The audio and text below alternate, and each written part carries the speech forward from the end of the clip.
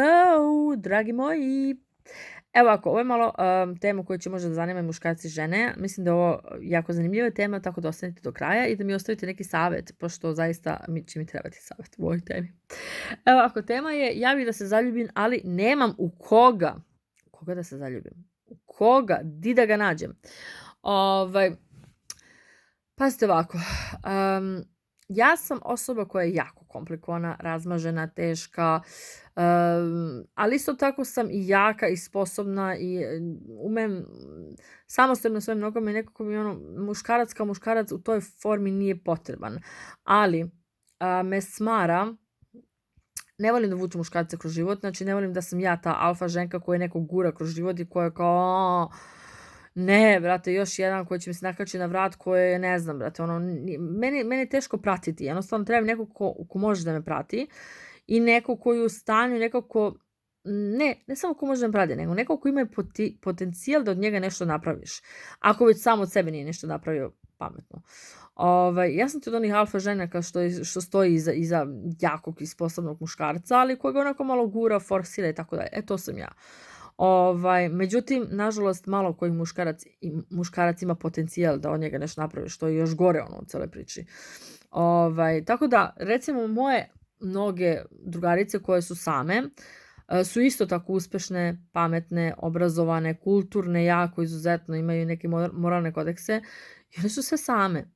Same su. Zašto? Zato što malo je muškaraca koji će da pored sebe želi jednu jaku ženu, jer je ta mnogo, da kažemo, teže za osvojiti, a i teže za zadržati. Znači, lako je zadržati tamo neku devojku koja je onako, eto, ne znam, sad neću da neku profesiju vređam, nikako, ali devojku koja jednostavno nije prosječna, neku normalnu devojku koja, eto, tako, samo traži da bude u nekoj vezi i to je sasvim dovoljno. Lakše je tako neku devojku zadržati koja nije nešto zahtevna, koja nema neke ni ambicije u životu da nešto postigne, koja, eto, takvu ženu je lako zadržati, zato što ti jednostavno ne moraš mnogo da se trudiš. Oko žene koja je samosvesna, koja stoje svesno na nogama, malo moraš biti onako i kreativni, i duhoviti, i šarmantni, jednostavno, teško te i zadržati. Pogotovo, recimo, gledam sad sebe, meni kad neko dosadi, i kad ja mentalno i onako u nekom razgovoru sa njim, jednostavno komunikaciji sa njim ne osjećam ono kao da ja volim sa njim da pričam, da ja upijem svaku reč, da je meni on zanimljiv, da meni drži pažnju, da se ja radujem svakom susretu s tom osobom. Pa šta će mi to ako ja to nemam? Vrlo često mi se desi da imam zaista, kad pomislim treba da se vidim s nekim, na silu to radim, imam neku mučninu u stomaku kao fazon, kao ne, brate, ono kao ne, sad slušam neke glupe priče koje me ne zanimaju, ne znam, brate, neke teme koje nemamo iste teme, nemamo o čemu da pričam sa njim, šta da pričam sa njim. Onda već zaista shvatiš da to nije to i da ne treba uopšte da ulaziš u takve neke priče kad već u startu imaš takav osjećaj, a ja nažalost taj osjećaj imam vrlo često. To mi je zaista problem. Mene zaista niko ne može da, teško ko može da me onako duhovno, da me nekako, da prodire do mene, da ja kažem wow, da ja se divim njemu. Ja hoću muškarca kojeg onako, znaš, i mi koji smo malo, sposobnije, spretnije onako, i mi tražimo nekog u koga ćemo da gledamo, ono kao wow, koga je nekako, kome ćemo da se divimo, od koga možemo da učimo, od koga možemo da upijamo sve, a ne nekog ono kao, ok, slušam sad šta si radio danas, dobro, bravo, super, tapšem ti, mislim, šta dalje? Ja ne želim tu monotoniju da svaki dan slušam te neke priče šta mu je bilo na poslu, ko je kolega šta rekao, mislim, mene to ne zanima, brate, realno, pritom ne želim takvu vezu gde me neko davi nekim pričama koje me ne zanimaju, bukvalno. Tako da ja, u fazonu sam kao bolje biti sam nego s nekim gde imaš mučninu u stomaku kad trebaš da se vidiš s nekim. Ja ne znam da li ste vi to imali, majke mi, stvarno razmišljam nekad da li sam ja felerična, pa se meni to dešava, ili zašto ja to imam, majke mi. Znači ono kad, kao dopisuješ se nekim, kao super ti da se dopisuješ sa nekim, kao, ali da se vidiš kao, pa i ne moram baš. Tako da nekad ti dovoljno da dobiješ neku poruku kao eto nekom razmišlja ovog momenta o tebi, ali ti nešto ono kao nisi u fazonu kao da se vezuješ za tu osobu. Ja zaista imam problem da se vezujem za bilo koga. Ja imam problem da se vezujem za prijatelje. Ja imam prijatelje koje imam dugo već, znači ja ne sklapam nešto preterano nova prijateljstva, baš jedino sa nekim baš ko mi onako da se nađem na toj na tom levelu, ajde da smo slični, ali ja nisam u fazonu nešto da sklapam nova prijateljstva. A i nisam od onih žena koja, eto, kao sad ima milion nekih trač drugarica i to, kao čuju se svaki dan pričaju, ne, brate, uopšte ne. Moja komunikacija se svodi više na familiju, na neke, ajde kažemo, na manji neki broj ljudi. Uopšte nisam u fazonu kao ceo dan na telefonu, tražim savjet od drugarica, nikad nisam ni bila u tom fazonu, iskreno kažem, malo sam čudna po tom pitanju. Ne vezujem se, kažem vam, ne vezujem se ja ni za prijatelja nešto pretjerano, kamoli za muškarca, koji su itekako zamenljivi. Tako da, opet kažem, zaljubila bi se, ali nemam u koga. Jednostavno, jako je teško da nas naći nekog ko je slobodan, a normalan. Onaj ko je slobodan ili je razveden, a tu već ima neku koliko god da je on, ja ne kažem ništa protiv razvedenih, milion muškaraca koji se zajebali u životu pa se razveli, ali teško oni već vuku tu neku negativnu priču iz prošlosti i onda je teško nekako s tom nekom osobom da nađeš zajednički jezik. Zato što on je već nekako oštećen na neki način kroz tu vezu, taj brak koji je imao, mada duge veze su isto ti kao brak, taj papir realno ništa ne znači. Ali teško, na primjer, ja nekako ne bi mogla da budem s muškarcem koji godinama pre mene bio sa nekom osobom i sa tom osobom raskinuo, jer on u glavi nije raskrstio možda s tom osobom i dalje možda razmišlja. Ja bih stalno imala taj trip da li on možda razmišlja o njoj, da li on mene upoređuje sa njom, da li on meni traži neku sličnost s njom. To je katastrofa, nikad ne treba upoređivati jednog i drugog partnera. I ako vam to neko radi, brate, šutnite ga u 3 lepe, znači katastrofa. Nemojte ni vi da pričate o bivšima i to je katastrofa. Tako da ja imala sam jednu vezu, bože sačuvaj, gde taj dotični samo o svojim bivšim devojkama pričao, samo, isključivo, po ceo dan, samo o tome pričao i tražio da mu ja pričam o nekim mojim vezama, gde sam ja rekla, brate, ja to neću, kao, na kraju se ta veza jako loša završila, nije ni bitno, sve o svemu, ja takve osobe, ne, mislim, šta mene zanima tvoje bivše, niti te pitam, niti me zanima, brate, niti želim da razmišljam o njoj, tako da, i što god danas uradimo, realno sve se svodi nekako na te društvene mreže i upoznavanje putem tih društvenih mreža. Ja, recimo, u vreme korone sam imala te neke aplikacije za upoznavanje, gde ti samo upoznaš neke felerične likove, majke mi, ali bukvalno felerične likove, retko ko je tu normalan, časti se decima naravno, gde se razgovor svodi na desi mačku i taj fazon kao, brate, spali se odmah iz tog momenta iz mog života.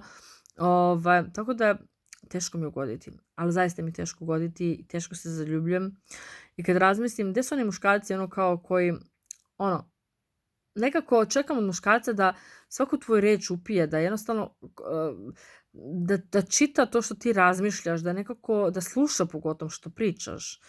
Evo, sad ću vam ispričati jednu priču gde sam baš zajebala priču, sama sam kriva, ajde.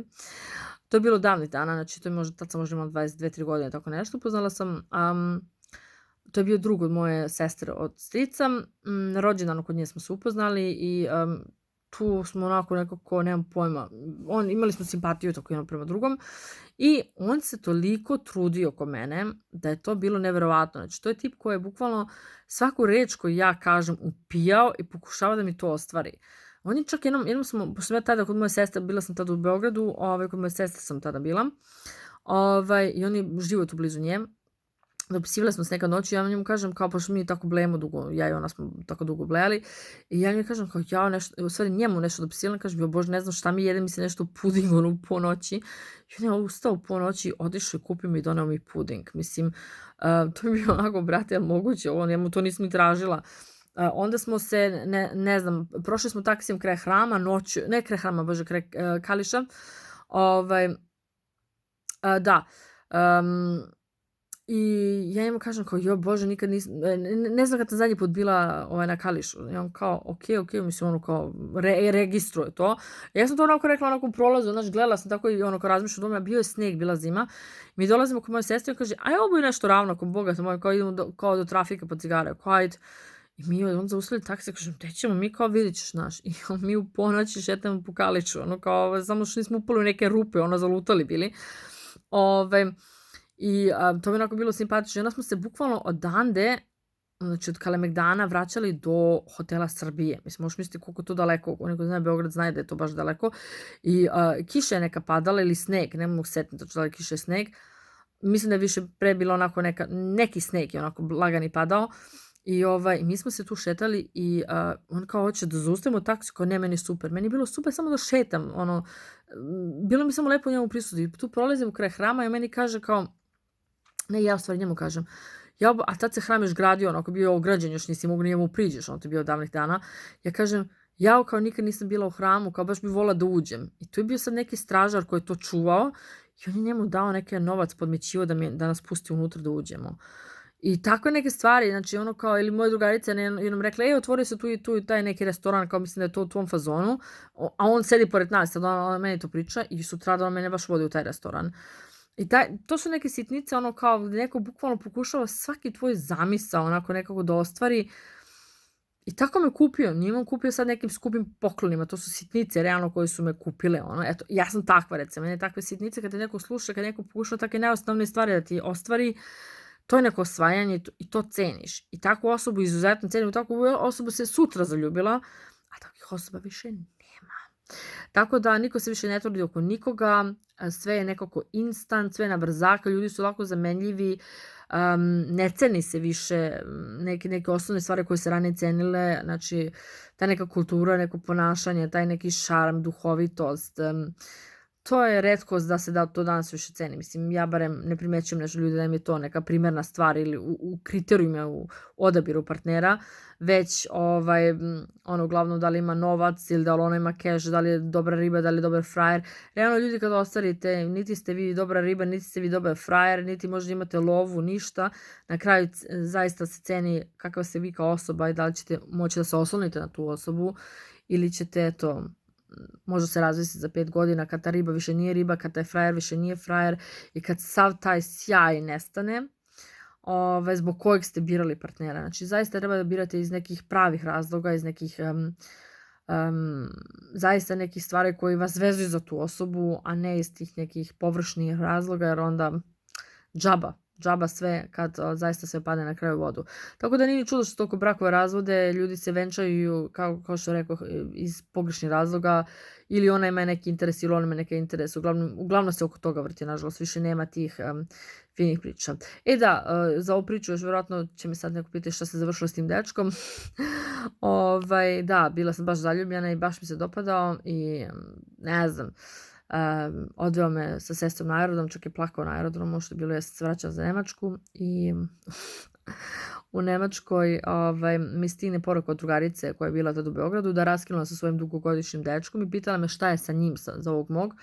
Ja sam rekla, a ja onako da je utešim, onako mahinalno, eto kao što bi žena, kako sad da pričaš ti nekome koji je raskinuo sa dečkom, kao da kažeš kao, meni je super, kao, znaš, baš sam zaljubljena, super. Bilo mi glupo, ja napišem kao poruku, kao ma pusti njega, kao dolazim u aprilu, idemo kao zajedno u lov, ali u šali, to je bilo ona šala, mislim šala, i umjesto njoj to njemu pošaljem. I tu zajebem celu priču, ali to je možda karma, eto, ne da mi se.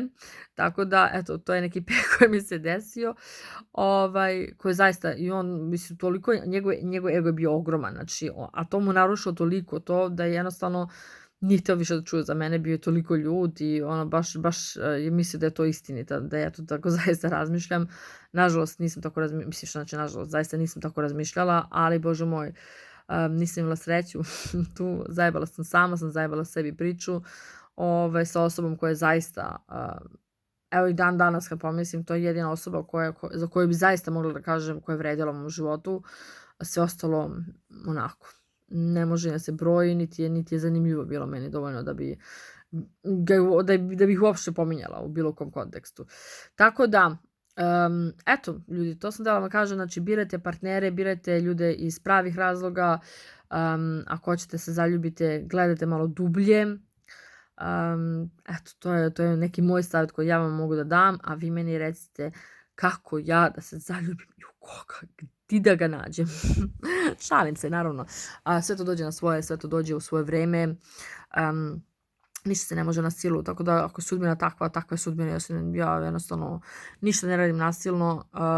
Čak nekad u nekim navratama razmišljam da sam neke šanse u životu propustila i to svesno sam ih propustila, koji su možda trebali da budu ti pravi, ali sam ih ja namerno nekako pustila niz vodu ili namerno nisam se tu nešto preterano nisam dala možda preterane signale, nisam preterano tu se unosila u tu priču, zato što jednostavno u tom momentu mi nije to odgovaralo, a možda sad kad pomislim unazad, možda je baš to trebalo biti, možda su oni danas oženjeni, i oni možda nisu srećni u tim brakovima, ko će ga znati, možda bi mi bili 5 puta srećni, ali u tom momentu mi to nije bilo to i jebi ga, šta se radi. Tako da, dragi moji, to je to što sam pričala o temu, malo je kasno i umorna sam da vam kažem. Danas sam radila čak 2 live-a, možete misliti. I snimala sam ih jedan video, bila sam baš vredna danas. Tako da, eto, odoh ja da spavam, a vi mene napišite u komentare vaše životne ljubavne priče, gde ste vi pogrešili, da li patite za nekim, da li bi nekog vratili, eto, da možete, ja bi možda to vratila tog jednog, ali jebi ga, tog nema. Tako da, eto, to bi bilo to. Ljubim vas i vidimo sledeći put. Ćao!